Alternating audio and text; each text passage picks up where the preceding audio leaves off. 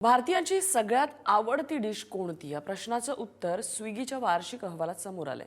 स्विगीच्या 2025 या वर्षाचा आढावा घेणारा अहवाल प्रकाशित झालाय। त्यामध्ये तब्बल 10व्या वर्षी सुद्धा बिर्याणीचा अव्वल स्थानावरती आहे।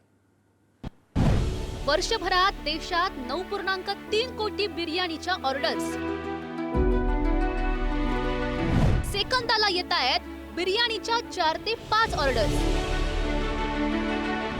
बिर्याणी 1 नंबरवर तर बर्गर दुसऱ्या स्थानी। मालवणी खाद्यपदार्थांच्या मागणीतही दुपटीनं वाढ। मध्य आशियामध्ये पर्शियात उगम झालेली आणि मुघलांसोबत भारतामध्ये आलेली दम बिर्याणी भारतीयांचं फेवरेट फूड आहे। बिर्याणीचा अर्थ आहे तळलेला भात।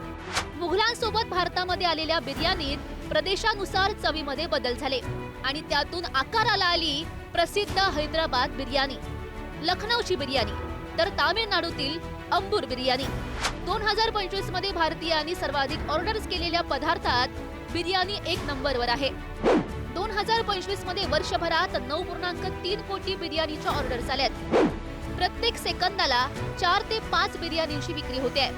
बिर्याणी 1 नंबरवर आहे तर दुसऱ्या स्थानी बर्गर आहे। वर्षभरात बर्गरच्या 4.42 कोटी ऑर्डर्स आल्यात।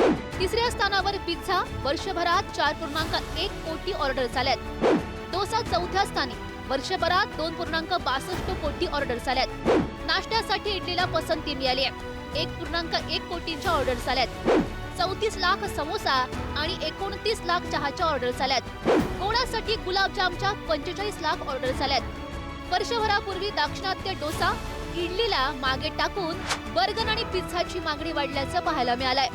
परदेशी फूड्सपेक्षा बिर्याणी हे एक आपल्या इंडियातलं फूड आहे। त्याच्यामध्ये जंक फूडचा प्रकार नाहीये, काही नाही। स्विगीमध्ये आता पण इंडियामध्ये 9 कोटी बिर्याणी या वर्षी सेल केलेले आहे, त्यांच्या अहवालात आलेलं आहे। बिर्याणी कसं एक स्वस्त आणि एक हेल्दी फूड आहे। सगळ्या आपल्या भारतामध्ये कसे राईस प्रकार खाल्ला जातो, त्याच्यामुळे बिर्याणीला जास्त लोक प्रेफरन्स देत आहेत। दुसरीकडे परदेशी पदार्थांची मागणी ही वाढीस लागल्याचं दिसतंय। मेक्सिकन फूड 1.6 कोटी ऑर्डर्स, तिबेटी फूड 1.2 कोटी orders, Korean food 47 lakh orders.